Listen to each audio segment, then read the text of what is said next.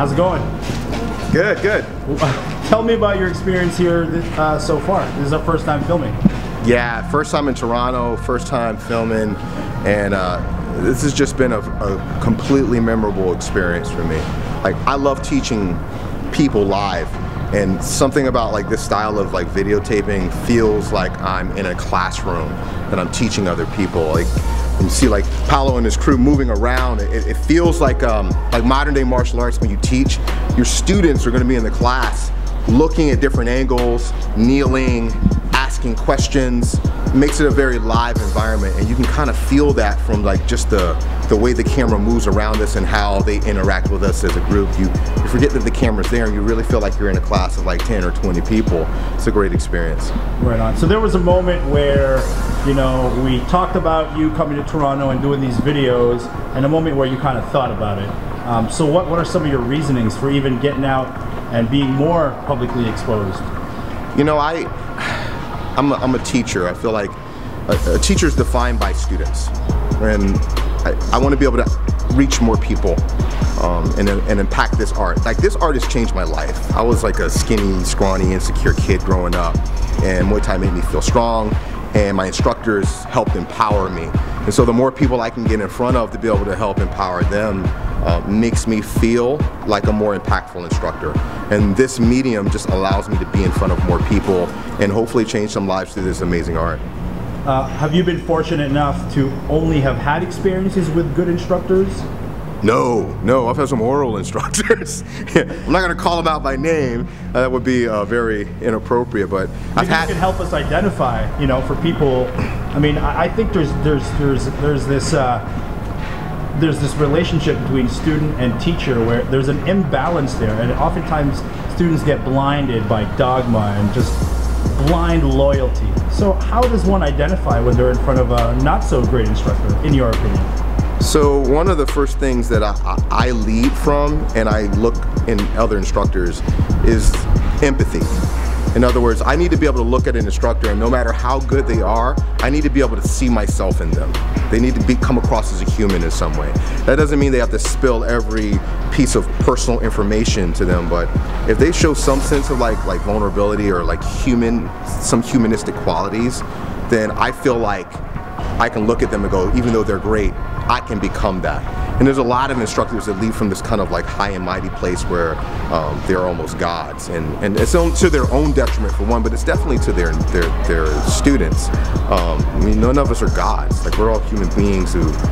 I just so happened to be fortunate enough to do this art that I love for 20 years. I was too stubborn to walk away from it. And because of that, I have a lot of information that I can share with people.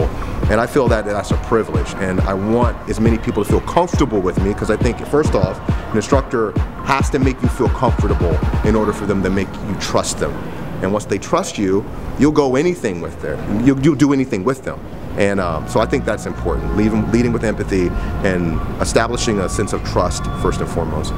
You make mistakes to this day, do you not? Oh my God, daily. Yeah. Man, I can't name a day where I haven't made a mistake. I tell people on a physical standpoint, I feel like Yoda sometimes from Return of the Jedi. Like, I get on the mat and I can show some semblance of grace, and then I'm walking down the street and I'm tripping over my own feet sometimes, you know?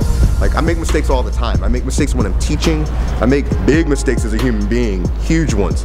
But I feel like that's what makes people want to connect with you, you know? Like, you feel like, oh, okay, that guy makes mistakes too. That's cool. He makes mistakes, that means I can be where he is too. Actually, I'm already there. It just so happens he knows this craft a little bit better than I do. So, yeah, daily. When you make mistakes in front of students, how do you deal with that moment in time? Do you own it? Do you, oh yeah, I meant to do that? I'll say that if I'm doing it as a joke. I often lead with humor when I make a mistake. It softens the blow to everybody, right? You make a mistake, you know, you make a little joke about it, and you move on about it. You claim it, you own it. If it was a mistake, you made a mistake, you own it, and then you move on. And I try not to dwell in it. I feel that one of the things that instructors have to learn early on, and they'll continue to learn throughout the rest of their life, is that you're going to make mistakes and you need to embrace those mistakes. And the only person who's going to beat you up the most is going to be you. So if you can just let that go and understand that that is a part of the process and have a little sense of humor about it, you'll welcome the mistakes. They'll make you a better person. Can you define the perfect student? The perfect student is the person who is willing to come in and work hard, show up regularly, encourage and help all the people around them, and look at it as a team effort, and pass on that information to others outside of the gym. That's a perfect student for me. That's the student that I try to be myself. I try to go in and shed my ego and say, I don't know anything. I'm going to trust my instructor, and I'm going to also empower the people around me because I know I can't do this by myself. That's a perfect student for me. Are you still a student yourself? Always. I'm going to be a student till the air stops coming in and out of my lungs. It's what makes people feel alive, is the idea of like growing towards something, right? Like people most of the time when they're feeling like depression or anxiety or things of that nature, if you really ask them, they're generally not growing somewhere. They're not moving in a direction. They're not challenging themselves for the betterment of themselves. So I feel like for my own mental sanity, for one, I have to grow, and it is my responsibility as a teacher to continue to learn so that I can still be of service for them for as long as I possibly can. I found that actually every instructor that I asked that to say that, but they don't often demonstrate it. So kind of just to pressure test this, when was the last time you took any sort of class under the guidance of someone else? Oh, like the day before I flew here. Okay. Yeah, I was in a jiu-jitsu class. I took a jiu-jitsu class, and a matter of fact, this past weekend, my instructor Eric Paulson was in town. We're learning mixed martial arts. We're doing like striking and grappling and no-gi submissions and things like that. I was a student rolling in a class just like everybody else. Yet the day before I got here, this weekend, and I try to do it daily. If I can't get in front of a teacher, I put myself in front of some type of literature, some type of audio book, and make that. But weekly, I put myself in a position just to remind myself, I don't know anything. I mean, end of the day, like, I've gathered a lot of information, and the more that I know, the more I feel like the less I know about this stuff, which is actually really, really exciting. I learned something new about a punch pretty much every week of my life, and I want to continue to do that. In doing these videos and becoming this public instructor in the social space, what do you hope to accomplish for your students? So what I value more than most things is the relationship between a student and their teacher. I think it's the most sacred thing, one of the most sacred things we have as human beings. So I'm trying to develop a relationship between new students. Ultimately, if they can get something out of these videos and learn something on their own, that would be great.